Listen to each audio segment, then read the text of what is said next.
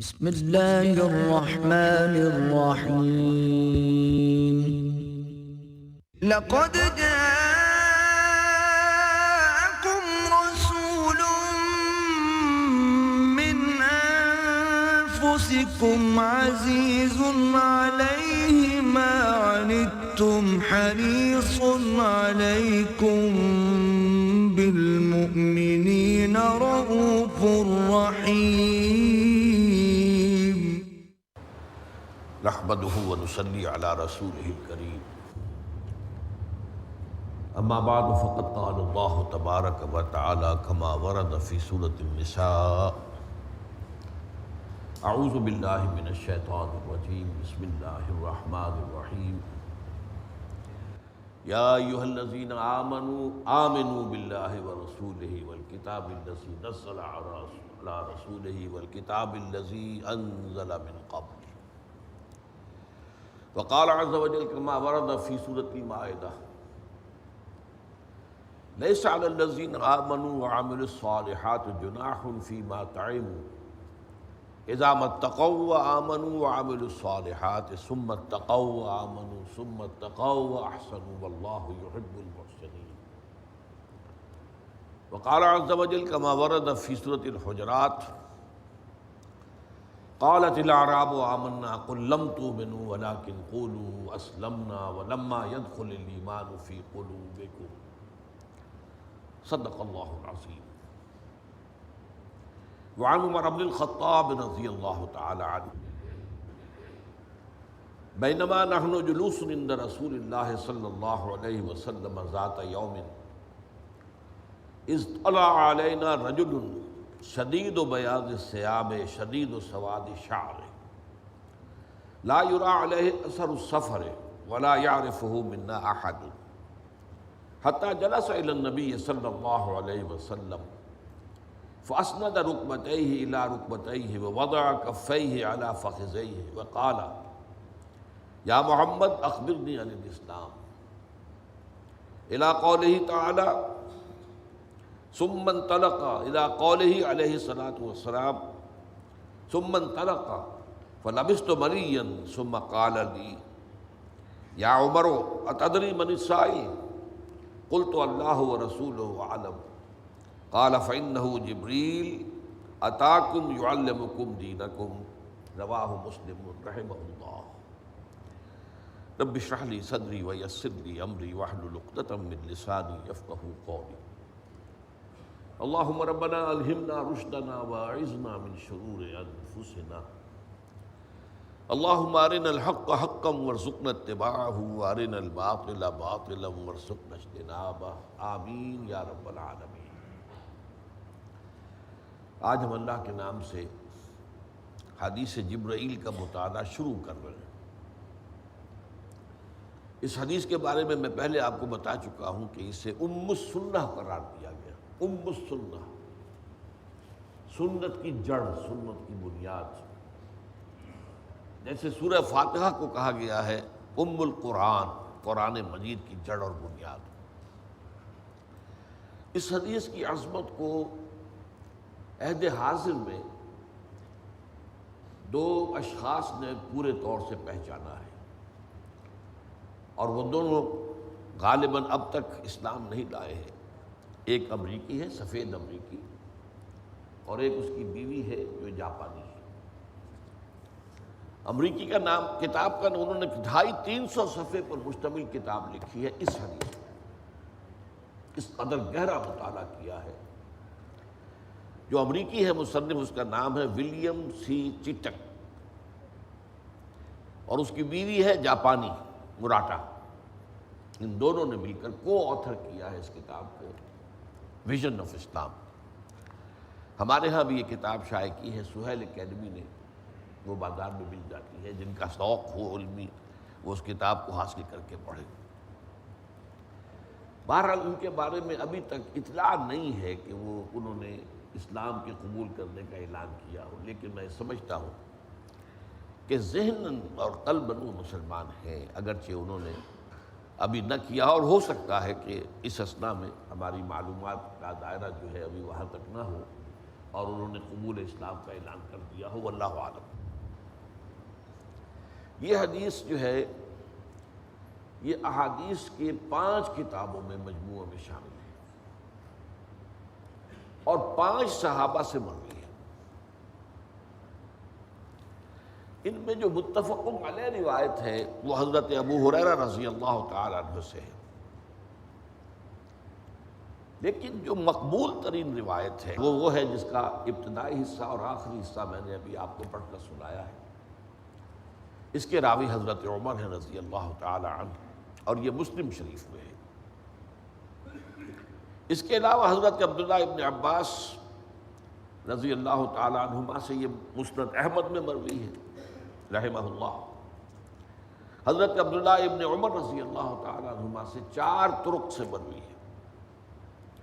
ابو عامر اشعری رضی اللہ تعالی عنہ سے یہ مسند احمد میں آئی ہے، اور حضرت ابو ہریرہ سے جیسا کہ میں نے آپ کو بتایا رضی اللہ تعالی عنہ، یہ بخاری اور مسلم دونوں میں آئی ہے، متفق علیہ وہ ہے۔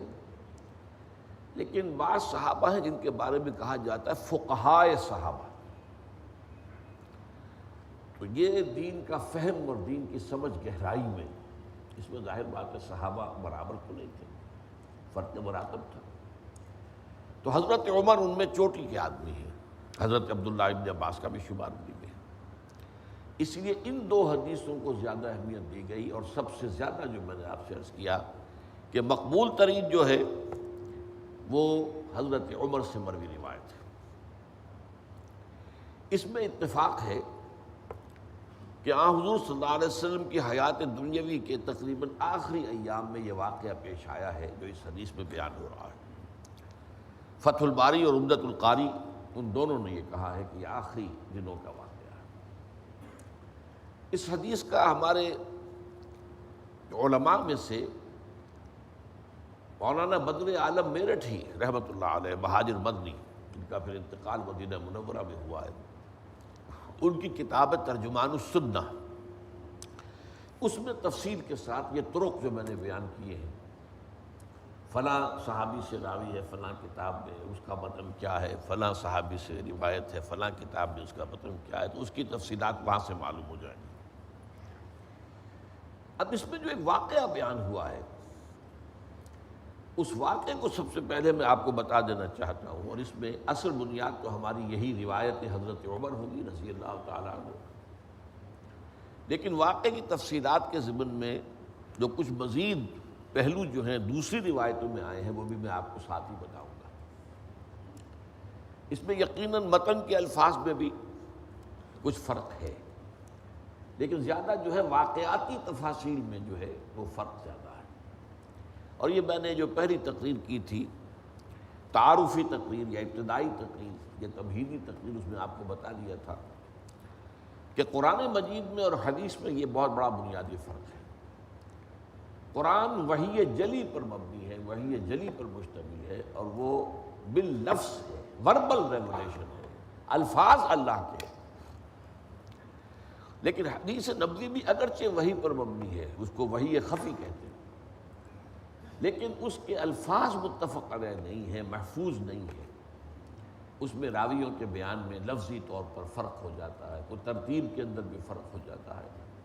اور اس کی میں نے مثال دی تھی کہ ابھی آپ کوئی چند جملے کسی محفل میں بولیے، اور پھر تھوڑی دیر کے بعد اس محفل کے شرکاء سے پوچھیے میں نے کیا کہا تھا، تو اس تمام کے بیان کے اندر جو ہے کچھ نہ کچھ فرق ہوگا، تھوڑا تھوڑا فرق ہوگا۔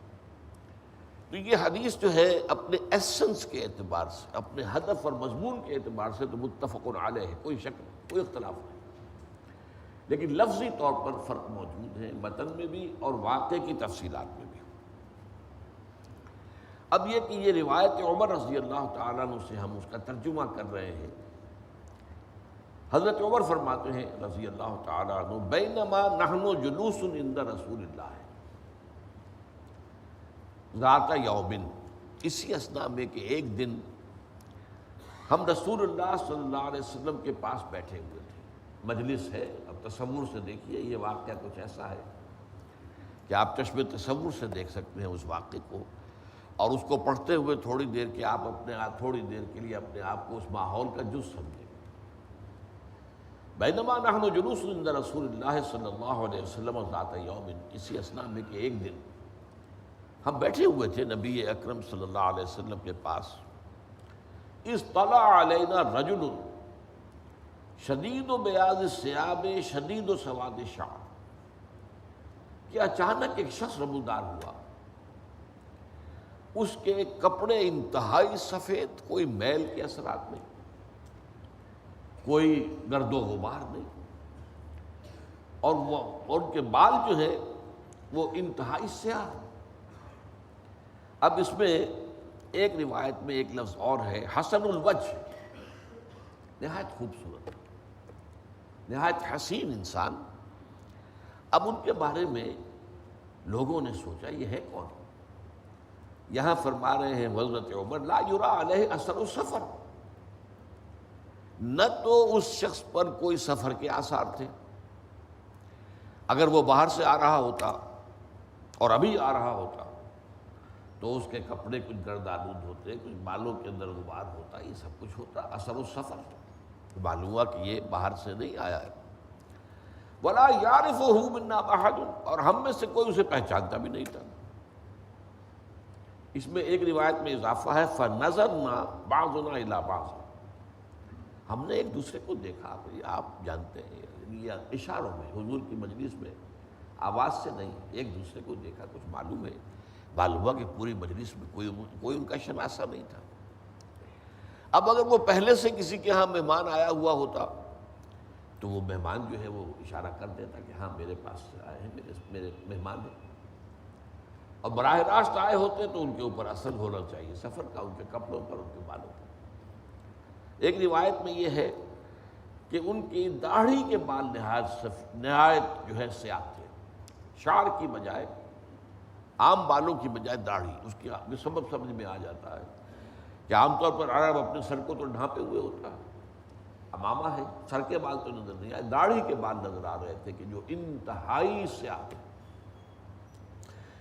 فجلس الی النبی، لیکن یہاں ایک تفصیل ایک اور روایت میں ہے، قال یا رسول اللہ آتیک، اس نے کہا اے اللہ کے رسول کیا میں حاضر ہو جاؤں، کیا مجھے اجازت ہے، میں آپ کے پاس آنا چاہتا ہوں۔ قال نعم، حضور نے فرمایا ہاں آؤ، بلکہ لوگوں سے کہا ادنہ، اسے قریب آنے دو، تو معلوم ہوتا ہے کہ مجمع جو ہے وہ چھٹ گیا ہوگا کہ راستہ بنا دیا جائے، حضور کا حکم ہے کہ اسے قریب آنے دو۔ تو وہ تیر کی طرح سیدھا آیا اور حضور کے سامنے جا کر بیٹھ گیا۔ فجلس الی النبی فاسند رکبتہ الی رکبتہ، اس نے اپنے دونوں گھٹنے حضور کے دونوں گھٹنوں سے ملا دیے، اتنا قرب۔ حضور بھی دو زانو تشریف فرما ہوں گے، وہ بھی دو زانو ہو گئے، اور ان کے دونوں کے گھٹنے جو ہے وہ ایک دوسرے کو بس کر رہے تھے۔ وَوَضَعَ كَفَّيْهِ عَلَى فَخِذَيْهِ، اور اس نے اپنی دونوں ہتھیلیاں، اب دو ترجمے ہو سکتے ہیں، اپنے رانوں پر رکھ لی، اپنے زانوؤں پر، یا حضور کے زانوؤں پر رکھ لی۔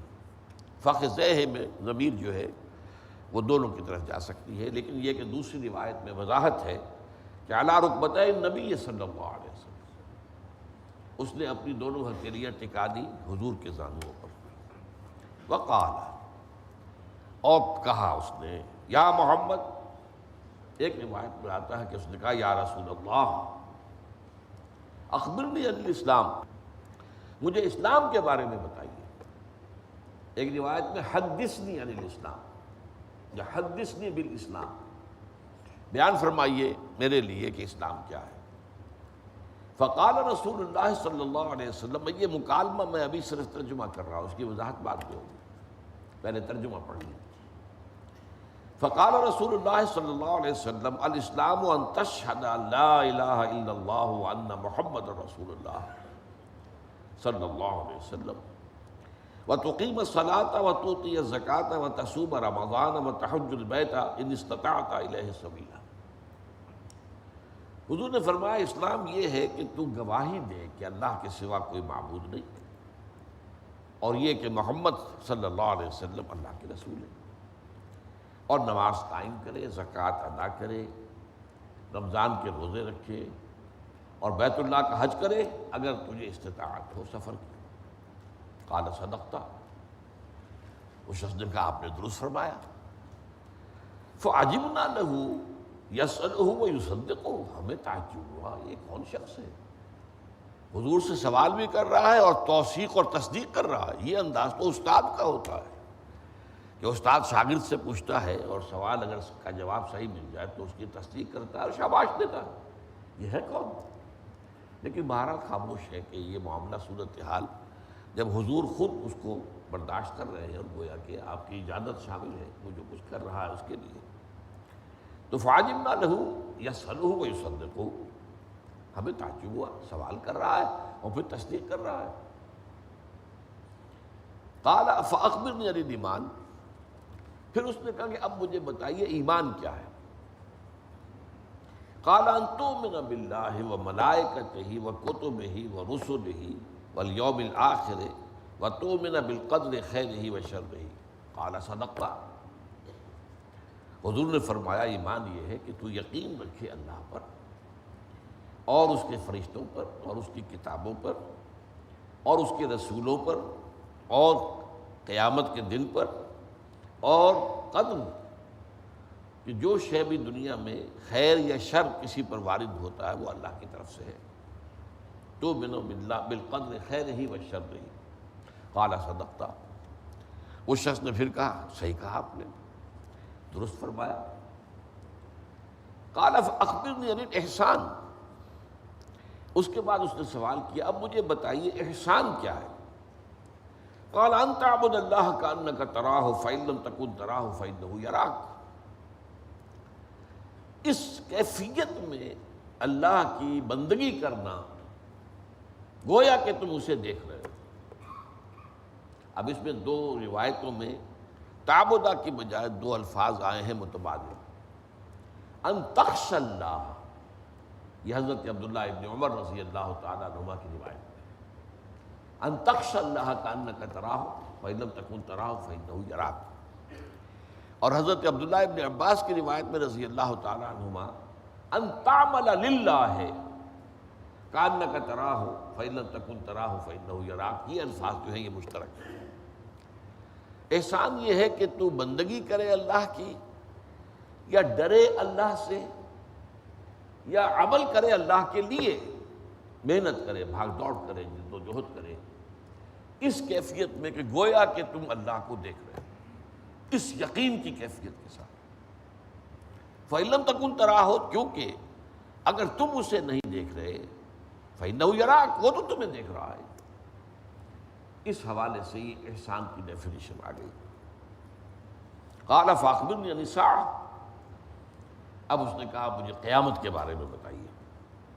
قال ما المسؤول عنها بعالم من السائل، حضور نے فرمایا جس سے پوچھا جا رہا ہے، جس سے سوال کیا جا رہا ہے، وہ پوچھنے والے سے زیادہ نہیں جانتا قیامت کے بارے میں۔ اور ایک روایت میں آتا ہے کہ یہاں حضور نے فرمایا فی خمس لا یعلمہن الا اللہ، یہ تو ان 5 چیزوں میں سے ہے جس کا علم اللہ کے سوا کسی کو نہیں۔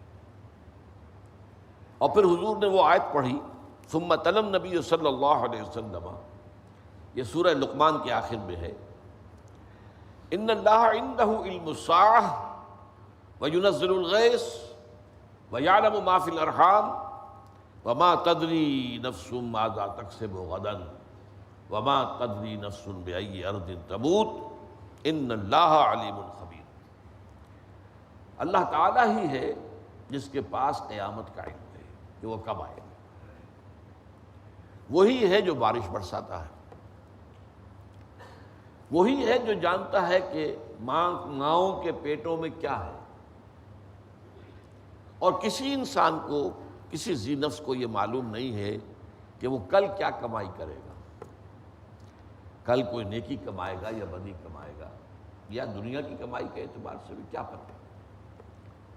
وما تدری نفس بأی ارض تموت، اسی طرح کسی انسان کو، کسی کو یہ معلوم نہیں ہے کہ اس کی موت کس جگہ واقع ہے۔ کیا پتہ ہے ساری عمر تو اپنے شہر میں مقیم رہا اور آخری وقت میں کسی سفر پر نکلا اور سفر میں موت آ گئی۔ تو کچھ معلوم نہیں موت کہاں آئے گی۔ ان اللہ علیم خبیر، یہ تو اللہ ہی ہے جو ہر چیز کا علم رکھتا ہے اور ہر شے سے باخبر ہے۔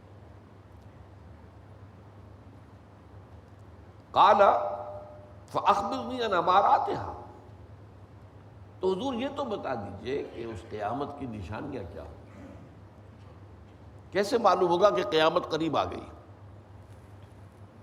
قال ان تلد الامۃ ربتها، جب تم دیکھو گے کہ لونڈی اپنی مالکہ کو جنے گی۔ اس کا مفہوم کیا ہے؟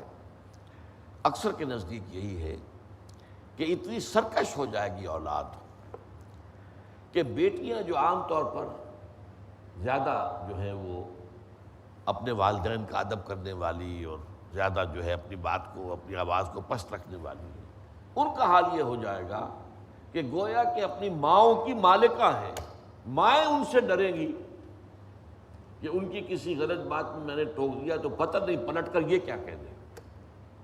زیادہ زبان خاموش رکھیں، زبان بند رکھیں۔ ان تلد الامۃ ربتها، کہ لونڈی اپنی مالکہ کو جنے۔ وَأَن تَرَى الْحُفَاةَ الْعُرَاةَ الْعَالَةَ رِعَاءَ الشَّاءِ يَتَطَاوَلُونَ فِي الْبُنْيَانِ، اور یہ کہ تم دیکھو کہ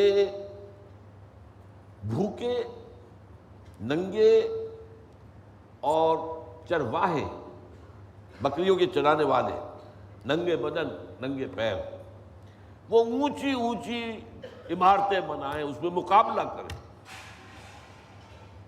اب یہ صورتحال وہ ہے، نوٹ کر لیجئے کہ یہ دوسری جو ہے کیفیت، یہ آج عالم عرب میں 100% نظر آ رہی، اس لیے کہ حضور سے پوچھا بھی گیا تھا، یہ حضرت ابن عباس رضی اللہ تعالی عنہما کی روایت میں اضافہ ہے۔ حضرت جبرائیل نے 5واں سوال کیا، یا رسول اللہ ہے وَمَنْ أَصْحَابُ الشَّاءِ الْحُفَاةُ الْجِعَاءُ الْعَالَةُ، یہ کون ہے جو بھوکے ننگے پاؤں اور بکریوں کے چرواہے؟ فرمایا العرب، وہ عرب ہوں گے۔ اور یہ منظر آج ہمارے سامنے ہے۔ دبئی کہاں سے کہاں پہنچا ہوا ہے۔ 100 سال پہلے ان کے پاس کھانے کو کچھ نہیں تھا، پہننے کو کپڑے نہیں ہوتے تھے، پاؤں میں جوتے نہیں ہوتے تھے۔ پورے عرب کا معاملہ بھی یہی تھا۔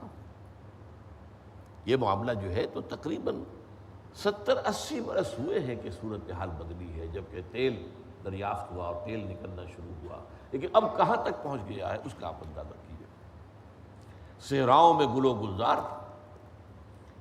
آپ اگر ابوظہبی کے ایئرپورٹ سے جائیں ابوظہبی شہر، تو درمیان میں آپ کو پورا ایسا نقشہ نظر آئے گا جس سے کہ یہ تو چمنزار ہے، اس لیے کہ سڑک کے دونوں طرف اونچے اونچے پشتے بنا دیے ہیں تاکہ اس سے آگے نگاہ نہ جائے، اس سے آگے نگاہ جائے گی تو صحرا نظر آئے گا، چٹیل بنجر، لہذا نگاہ رہے گی انہی پشتوں کے اندر، اور اس میں ہر جگہ جو ہری بھری گھاس ہے اور پھول کے پودے ہیں اور نہایت خوبصورت منظر ہے۔ یہ آپ دبئی میں دیکھ لیجئے، یہ آپ ابوظہبی میں دیکھ لیجئے، ان کے کارنش جو ہیں، جو ساحلی سڑکیں ہیں، پورے امریکہ میں کہیں میں نے ایسا جو ہے آراستہ پیراستہ اور عالی شان اور خوبصورت میں نے کہیں کارنش جو ہے، کہیں جو ہے ساحلی سڑک ایسی نہیں دیکھی جیسے وہاں۔ اب جدہ کے اندر بھی یہی حال ہے، ریاض کا کیا حال ہے، جدہ کے اس کس حال میں ہے، اور دبئی میں سمجھتا ہوں کہ ان کے بعد جو ہے ابھرنا شروع ہوا، لیکن وہ سب سے آگے نکل گئے۔ 7 سٹار ہوٹل، یہ حال ہے اس عرب کا جس کے بارے میں فرمایا ان تری الحفاة العراة العالة رعاء الشاء يتطاولون فی البنیان۔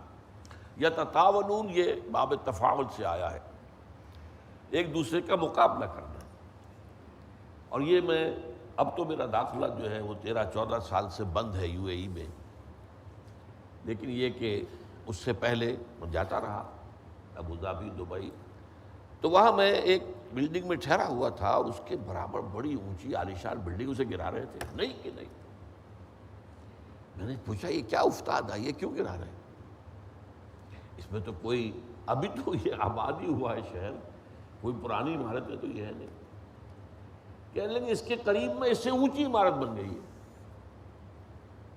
لہذا اب اس عمارت کو گرا کر اور اس سے اونچی عمارت بنانی ہے. یہ مقابلہ جو ہے یتطاولون فی البنیان، عمارتوں کی اونچائی میں وہ ایک دوسرے کا مقابلہ کریں گے. یہ نقشہ میں اپنی آنکھوں سے دیکھ کر آیا.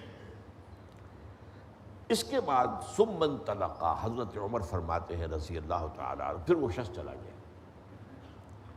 فلبثت ملیا، تو میں کچھ متردد سا رہا، میرے ذہن میں یہ الجھن رہی، یہ سائل کون تھا. لبثت ملیا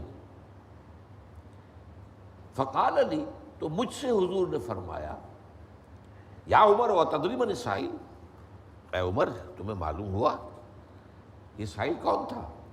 قلت اللہ ورسولہ اعلم، میں نے کہا اللہ اور اس کا رسول بہتر جانتے ہیں. صحابہ کا عام معمول یہی تھا. قال، حضور نے فرمایا، فإنہ جبریل اتاکم یعلمکم دینکم، یہ جبرائیل تھے جو آئے تھے تمہیں تمہارا دین سکھانے کے لیے. اب یہ جو اختتامی حصہ ہے یہ حضرت عمر کی اس روایت میں بہت ہی مختصر ہے اور نامکمل ہے. ایسے محسوس ہوتا ہے کہ جیسے حضرت عمر جیسے ہی وہ شخص بھی نکلا واپس گیا، حضرت عمر بھی وہاں سے، کوئی ضرورت ہوگی آپ کو جلدی ہوگی آپ وہاں سے روانہ ہو گئے. تو بعد میں جو پیش آیا وہ انہیں معلوم نہیں تھا. بعد میں جو پیش آیا وہ کیا تھا کہ ذرا سے توقف کے بعد جب وہ شخص چلا گیا تو حضور نے فرمایا، ردہ علیہ، اس شخص کو ذرا لوٹا کر لاؤ میرے پاس. کہیں فرمایا التمسوہ، ذرا اسے تلاش کرو، الیہ بالرجل، اس آدمی کو میرے پاس لاؤ. فلم یروا شیئا، انہیں کچھ شے معلوم نہیں ملی، کہیں آدمی کا سراغ نہیں ملا، کہیں اس کے بارے میں کچھ معلومات حاصل نہیں. زمین کھا گئی ہے، آسمان جو ہے اس نے نگل دیا ہے، کیا ہوا ہے کچھ پتہ نہیں چلا، کوئی سراغ نہیں. اس پر حضور نے فرمایا، او ہو یہ جبرائیل تھے. اور اس کے بارے میں آتا ہے، والذی نفسی بیدہ، قسم ہے، یہ حضرت ابو عامر اشعری سے روایت ہے مسند احمد میں، والذی نفسی بیدہ ما جاءنی قط الا وانا عارفہ الا ان تکون هذه المرہ. اس ہستی کی قسم جس کے ہاتھ میں میری جان ہے، کبھی ایسا نہیں ہوا کہ جبرائیل میرے پاس آئے ہوں مگر میں ان کو پہچان لیتا تھا. یعنی حضرت جبرائیل ایک تو آتے تھے فرشتے کی اصل شکل میں، وہ تو غیر مرئی تھی، صرف آواز سنائی دیتی تھی، اور وہ بھی آواز بھی لفظی نہیں ہوتی تھی، بلکہ جیسے گھنٹیوں کی بنبناہٹ سی ہو، گھنٹیوں کے اندر جو آواز پڑ رہی ہوتی ہے، جیسے تار گھر میں کبھی گر گر گر یہ جو ہوتا تھا گٹ گر، لیکن اسی سے پھر میسج بنا لیا جاتا تھا. تو اس طرح کی آواز آتی تھی، اور اس کے ساتھ ہی وہ الفاظ کے ساتھ ہی مفہوم حضور کے قلب پر اتر جاتا تھا. تو وہی تو اس شکل میں آتی تھی. لیکن متعدد مواقع پر حضرت جبرائیل علیہ السلام انسانی شکل میں آئے، جس کا ایک واقعہ یہ ہے جو یہاں سامنے بیان آ گیا ہے. اور عام طور پر ایک نہایت خوبصورت صحابی تھے حضرت دحیہ کلبی رضی اللہ تعالیٰ، ان کی شکل میں آتے تھے. لیکن حضور پہچانتے تھے، پہچان جاتے تھے کہ یہ دحیہ نہیں ہے، یہ دحیہ کی شکل میں حضرت جبرائیل ہے. تو اس ہستی کی قسم جس کے ہاتھ میں میری جان ہے، میرے پاس کبھی نہیں آیا جبرائیل جبکہ میں نے اسے پہچان نہ لیا ہو، الا هذه المرہ، اس دفعہ کے سوا. اسی طرح یہ حضرت عبداللہ ابن عمر رضی اللہ تعالی عنہما کی روایت میں ہے، ما جانی فی صورت الا عرفتہ غیر هذه الصورہ، کبھی ایسا نہیں ہوا کہ کسی بھی شکل میں کسی صورت میں حضرت جبرائیل آئے ہوں اور میں نے پہچانا نہ ہو، صرف سوائے اس مرتبہ کے. اب اس میں یہ بھی جان دیجئے کہ یہ جو فرمایا کہ یہ جبرائیل تھے جو تمہیں تمہارا دین سکھانے آئے تھے، تو اس کے ضمن میں جو بخاری کی روایت اور حضرت ابو ہریرہ سے مسلم کی روایت ہے، اس میں الفاظ یہ ہیں اضافی، اراد ان تعلموا اذ لم تسألوا. جبرائیل اس لیے آئے تھے، انہوں نے چاہا کہ تم وہ چیزیں جان لو جن کے بارے میں تم نے سوال نہیں کیا ہے. دین کی بعض حقیقتیں ایسی ہیں جن کے بارے میں تمہیں سوال کرنا چاہیے تھا، تمہیں پوچھنا چاہیے تھا، وضاحت طلب کرنی چاہیے تھی، تم نے نہیں کی ہے. تو حضرت جبرائیل آئے ہیں اس خلا کو پر کرنے کے لیے، اذ لم تسألوا، جبکہ تم نے سوال نہیں کیا. دوسرے یہ کہ عبداللہ ابن عمر رضی اللہ تعالی عنہما کی روایت میں یہ الفاظ بھی ہیں، ما رأینا رجلا اشد توقیرا لرسول اللہ من ھذا الرجل، ہم نے نہیں دیکھا کسی انسان کو کہ وہ اتنی عزت کرتا ہو اللہ کے رسول کی جتنی کہ وہ شخص کر رہا ہے۔ کأنہ یعلم رسول اللہ صلی اللہ علیہ وسلم، ایسے محسوس ہوتا تھا کہ یہ تو حضور سے واقف ہے، حضور کو جانتا ہے، حضور کے مرتبے سے واقف ہے، حضور کے نبوت و رسالت سے واقف ہے۔ تو یہ میں نے آپ کے سامنے واقعہ رکھ دیا، ابتدا اس کی کیا تھی اور انتہا کیا ہوا ہے، اور اس میں یہ کہ حضرت عمر نے جو فرماتے ہیں کہ میں فلبثت ملیا، تو میں ذرا متردد رہا، اور اس میں روایات میں آتا ہے 2 یا 3 دن کے بعد ہو سکتا ہے کہ حضرت عمر کی ملاقات، حضور کی خدمت میں حاضری اس کے بعد 2 دن بعد 3 دن بعد ہوئی، کیونکہ عام طور پر یہ معلوم ہے کہ حضرت عمر نے ایک انصاری صحابی کے ساتھ معاہدہ کیا ہوا تھا، دکان تھی مشترک، ایک دن تم بیٹھو دکان پر، میں حضور کی صحبت میں رہوں گا، اگلے دن میں بیٹھوں گا دکان پر اور تم حضور کی صحبت سے فیض یاب ہونا، یہ تقسیم کار تھی۔ تو اگلے دن شاید وہ اپنے اس معاہدے کی وجہ سے نہیں آئے، اور اس کے بعد ایک اور دن ہو سکتا ہے کہ وہ کسی اور مصروفیت کی وجہ سے نہیں آئے۔ اب جب آئے تو حضور صلی اللہ علیہ وسلم نے حضرت عمر کے چہرے پر پڑھ لیا کہ یہ کچھ متردد سے ہے، کوئی تشویش میں ہے، تو حضور نے خود پوچھا، یا عمر اتدری من السائل، اے عمر تمہیں معلوم ہوا یہ سائل کون تھا؟ قلت اللہ و رسول اعلم، تو حضرت عمر نے فرمایا اللہ اور اس کا رسول بہتر جانتے ہیں۔ قال فإنہ جبریل اتاکم یعلمکم دینکم، یہ جبرائیل تھے جو آئے تھے تمہیں تمہارا دین سکھانے کے لیے، اور میں نے بتا دیا بخاری کی روایت میں یہ بھی ہے کہ اذ لم تسألوا، جب کہ تم نے سوال نہیں کیا۔ اب اس میں جو 4 سوال آئے ہیں جن کے جوابات حضور نے دیے، ان میں ایک بات نوٹ کیجئے، اہم ترین سوال پہلے 2 ہیں، ایمان کیا ہے، اسلام کیا ہے، اور روایات کے اندر بھی یہ اختلاف ہے۔ ابن عمر کی روایت میں پہلا سوال تھا ایمان کے بارے میں، دوسرا سوال تھا اسلام کے بارے میں، یہ میں بعد میں عرض کروں گا، اور حضرت عمر کی روایت میں پہلا سوال تھا، اور اکثر اور دوسری روایات میں اکثر میں سب میں مشترک بات یہ ہے کہ پہلا سوال تھا اسلام کے بارے میں، دوسرا سوال تھا ایمان کے بارے میں۔ یہ جو اسلام اور ایمان کے ضمن میں سوال ہے، یہ انتہائی اہم سوال ہے، جس کی میں ابھی وضاحت کروں گا آپ کے سامنے۔ تیسرا سوال جو ہے وہ بھی بہت اہم ہے، وہ خاص طور پر روحانیت کے ضمن میں، جس کا موضوع ہمارے ہاں تصوف جو ہے، جس کا موضوع بن گیا ہے روحانیت، اس کے ضمن میں صحیح روش کیا ہونی چاہیے دین میں، اس کو بیان کیا گیا۔ اس لیے کہ ظاہر بات ہے کہ بعد میں دین میں جو خرابیاں پیدا ہوئی ہیں وہ 3 گوشوں سے ہوئی ہیں۔ حضرت عبداللہ ابن مبارک رحمۃ اللہ علیہ صحابی نہیں تھے، تابعی بھی نہیں تھے، تبع تابعی تھے، لیکن بہت نیک مجاہد انسان۔ ان کا ایک شعر ہے، وَمَا أَفْسَدَ الدِّينَ إِلَّا الْمُلُوكُ وَرُهْبَانُ سُوءٍ وَأَحْبَارُهَا، وَأَحْبَارُ سُوءٍ وَرُهْبَانُهَا۔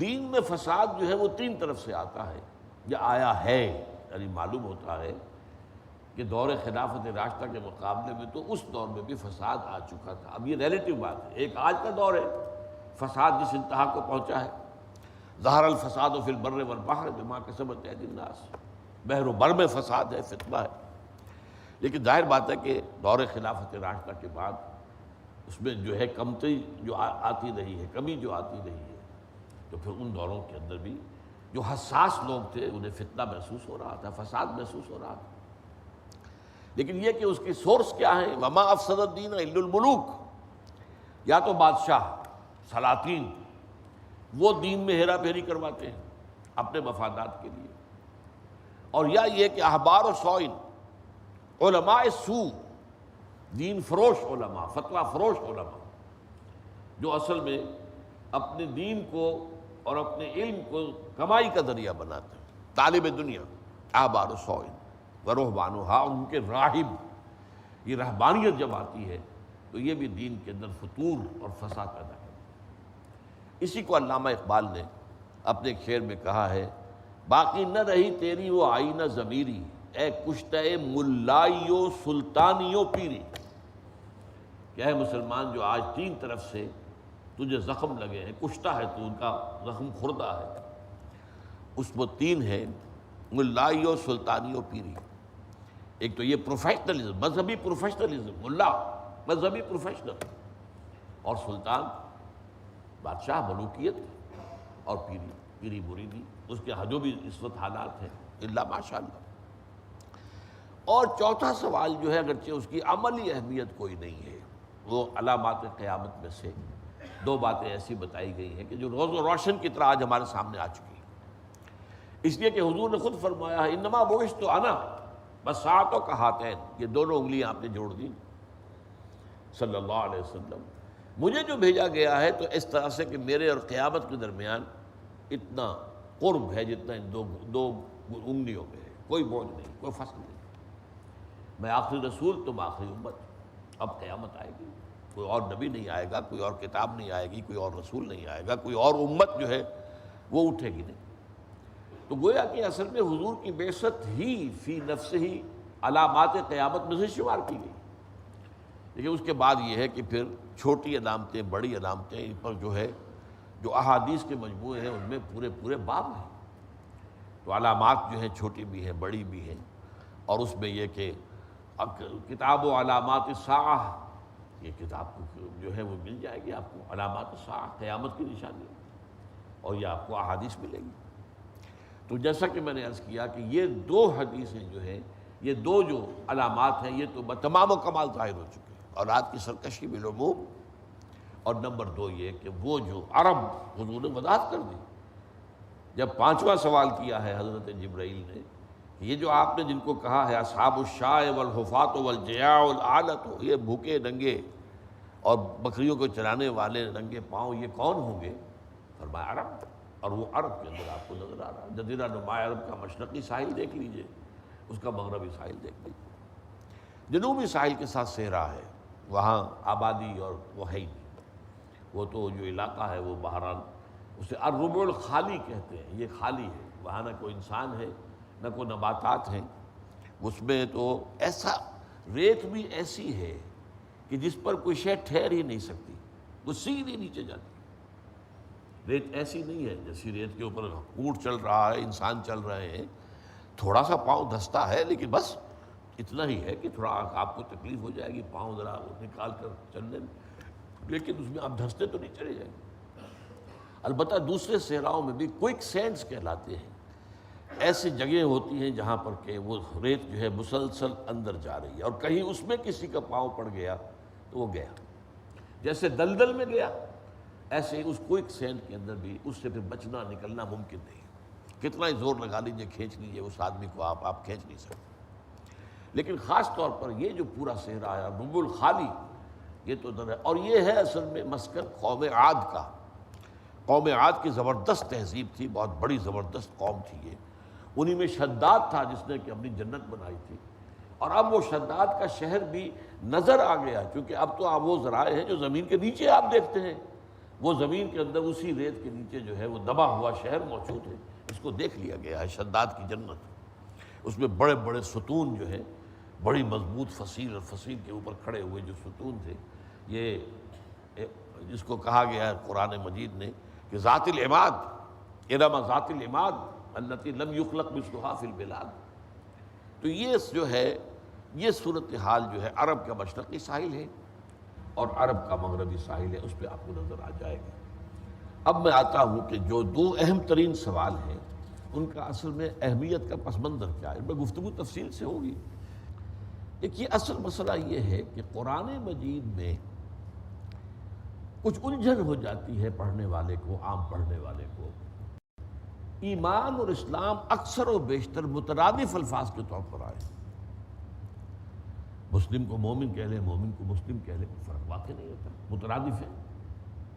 وہ جو انگریزی میں کہتے ہیں کہ call the rose by any name it will smell as sweet، جو اللہ تعالیٰ کا فرما بردار بھی ہے اور اس کے دل میں ایمان اور یقین بھی ہے، تو آپ مومن کہہ دیں یا مسلم کہہ دیں، کیا فرق واقع ہوگا؟ تو اس اعتبار سے اکثر و بیشتر مقامات پر قرآن مجید میں ایمان اور اسلام کے الفاظ مترادف کے طور پر آئے۔ لیکن ایک مقام جو میں نے ابتدا میں تلاوت کی آیت سورہ حجرات کی ایسا ہے اور بڑا کلیئر، وہاں ایمان بمقابلہ اسلام، ایک دوسرے کی ضد اور نفی بھی مؤقت ہے۔ قالت الاعراب آمنا قل لم تؤمنوا ولكن قولوا اسلمنا ولما يدخل الايمان في قلوبكم۔ یہ بدو دعویٰ کر رہے ہیں کہ ہم ایمان لے آئے، اے نبی ان سے کہہ دیجئے تم ہرگز ایمان نہیں لائے۔ لم تؤمنوا ہے، یہ ما آمنتم نہیں ہے، ماضی پر اگر ما لگے گا تو اس کی بھی نفی ہو جائے گی، لیکن اس میں وہ شدت نہیں ہوگی، وہ تاکید نہیں ہوگی۔ فعل مضارع سے پہلے لم لگایا جائے تو اس کے اندر انتہا، ہرگز، میں اس کا ترجمہ کر رہا ہوں تو ہرگز مومن نہیں ہو، ولیکن قولوا اسلمنا، لیکن یہ کہہ سکتے ہو کہ ہم اسلام لے آئے۔ وَلَمَّا يَدْخُلِ الْإِيمَانُ فِي قُلُوبِكُمْ، ابھی تک ایمان تمہارے دلوں میں داخل نہیں ہوا۔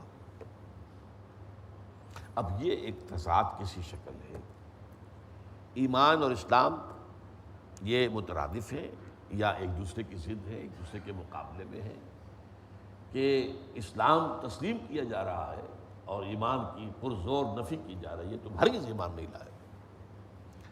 اس طرح کی اصل میں کچھ اور الفاظ اور اصطلاحات بھی ہیں جن کے بارے میں علماء نے ایک اصول بنایا ہے، اذا تفرقا اجتماع واذا اجتماع تفرقا۔ جب یہ علیحدہ علیحدہ الفاظ آئیں گے تو ان کا مفہوم جو ہے وہ ایک ہی ہوگا۔ مومن مسلم علیحدہ علیحدہ آ رہے ہیں تو مختلف مقامات، ایمان اسلام مختلف مقامات۔ وَإِذَا اجْتَمَعَ تَفَرَّقَ، جب ایک مقام پر آئیں گے تو ان میں تفرقہ ہو جائے گا، اس کے معنی بدل جائیں گے، اسلام کے اور ہوں گے، ایمان کے اور ہوں گے۔ یہی معاملہ نبی اور رسول کا ہے، اذا تفرقا اجتماع وَإِذَا اجْتَمَعَ تَفَرَّقَا۔ جب علیحدہ علیحدہ ذکر ہو رہا ہوگا تو وہاں پر نبی کو رسول کہہ دو، رسول کو نبی کہہ دو، کوئی فرق واقع نہیں ہوگا۔ لیکن جہاں ایک جگہ مقابلے میں آئے گا تو نبی اور رسول کا فرق واضح ہو جائے گا۔ تو پہلی بات تو یہ ہے کہ اس سے جو ایک الجھن پیدا ہو رہی تھی اس کا حل جو ہے وہ مطلوب تھا۔ نمبر 2، احادیث نبویہ میں ایسی حدیثیں موجود ہیں کہ جن سے انسان کے عمل پر اس کے ایمان کی نفی کی گئی۔ مثلا لا یزنی الزانی حین یزنی وہو مومن، کوئی زانی حالت ایمان میں زنا نہیں کر سکتا۔ ولا یسرق سارق حین یسرق وہو مومن، کوئی چور حالت ایمان میں چوری نہیں کر سکتا۔ جب وہ یہ کام کر رہا ہے ایمان اس کے دل میں نہیں ہے، ایمان ہو اور پھر چوری ہو، ایمان ہو اور پھر زنا ہو۔ ولا یشرب الخمر حین یشرب وہو مومن، اور نہ ہی کوئی شرابی حالت ایمان میں شراب پیتا ہے۔ اس وقت بعض احادیث میں پھر وضاحت ہے کہ ایمان اس کے دل سے نکل کر وہ ایک پرندے کے مانند جو ہے چکر لگاتا رہتا ہے۔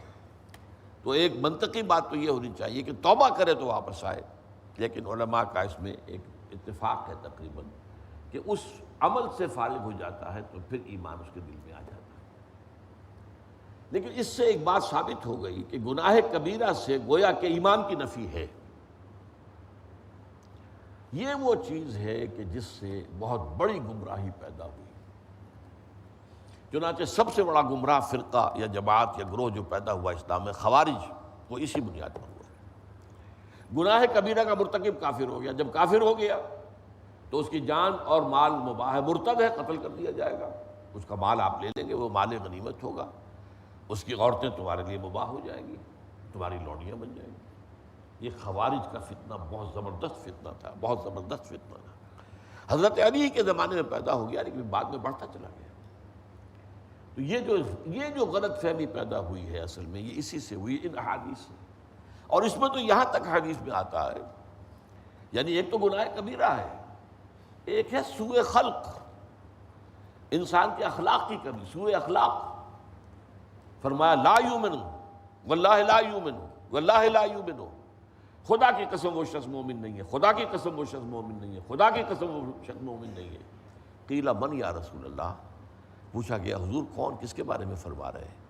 فرمایا الذی لا یامن جارہ بوائقہ، وہ شخص کہ جس کی ایذا رسانی سے اس کا پڑوسی امن میں نہیں ہے۔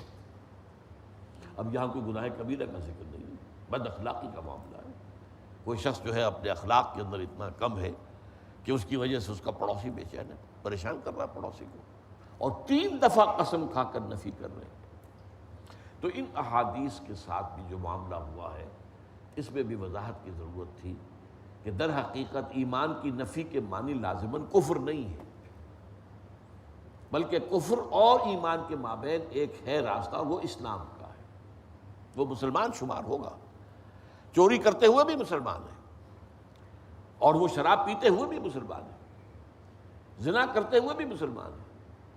عین اسی حالت میں اگر جان نکل جائے تو نماز جنازہ تو پڑھی جائے گی، اگرچہ یہ ہے کہ اس کے اوپر اگر وہ اس کا جرم ثابت ہو جائے تو حد جاری کی جائے گی، سزا اسے ملے گی۔ اسی طریقے سے قرآن مجید کے بعض مقامات پر 2 ایمانوں کا ذکر ہے، اسی لیے میں نے شروع میں وہ آیات پڑھی تھی سورہ نساء کی اور سورہ مائدہ۔ سورہ نساء میں فرمایا یا ایھا الذین آمنوا آمنوا باللہ ورسولہ والکتاب الذی نزل علی رسولہ والکتاب الذی انزل من قبل، اہل ایمان لاؤ اللہ پر اور اس کے رسول پر۔ اب کیا مطلب؟ ایک درجے میں تو تم مومن ہو پہلے ہی، لیکن اصل ایمان جو ہے وہ کچھ اور ہے، ایمان لاؤ، تو 2 ایمان ہو گئے، اس کو بھی سمجھ رہے ہیں اس سے مراد کیا ہے۔ اسی طرح بڑی ہی اونچی آیت ہے، بہت عظیم آیت ہے سورہ مائدہ کی، لیس علی الذین آمنوا وعملوا الصالحات جناح فیما طعموا اذا ما اتقوا وآمنوا وعملوا الصالحات ثم اتقوا وآمنوا ثم اتقوا واحسنوا واللہ یحب المحسنین۔ جو بھی مسلمان جو ایمان اور عمل صالح پر کاربند ہوں، انہوں نے کسی شے کی حرمت کا حکم آنے سے پہلے اگر وہ شے کھائی پی ہے تو اس پر کوئی مواخذہ نہیں ہوگا۔ یہ تشویش پیدا ہو گئی تھی صحابہ کو جب شراب کا آخری حکم آیا حرمت کا، کہ ہمیں تو پیتے ہوئے 50 سال ہو گئے پیتے ہوئے، عرب میں تو پینے کی شے اصل میں شراب ہی تھی، جیسے مغرب میں آج ہے، ہوٹل میں جا کر آپ کو پانی نہیں ملے گا، وہ تو شراب جتنی چاہ بنی۔ تو ہمارے تو ایک یوں سمجھیے کہ جدید اصطلاح میں کہیں گے ایک سیل کے اندر جو ہے وہ شراب کا زہر جو ہے اور شراب کی نجاست وہ پہنچی ہوئی ہے، اور میں نہیں، اس کے آخری حکم سے، پروہیبیشن کے آخری حکم آنے سے پہلے اگر پی گئی ہے کوئی پرواہ نہیں۔ اب یہاں پھر 3 درجے آئے، اذا ما اتقوا وآمنوا وعملوا الصالحات، جبکہ وہ ایمان لائے ہیں اور نیک عمل کر رہے ہیں، ثم اتقوا، پھر اور تقوی آیا، وآمنوا، اور ایمان لائے، اب ایک ایمان وہ اور دوسرا ایمان یہ، ثم اتقوا واحسنوا، اور اس کے بعد مزید تقوی اور اس سے درجہ احسان پر فائز ہو گئے۔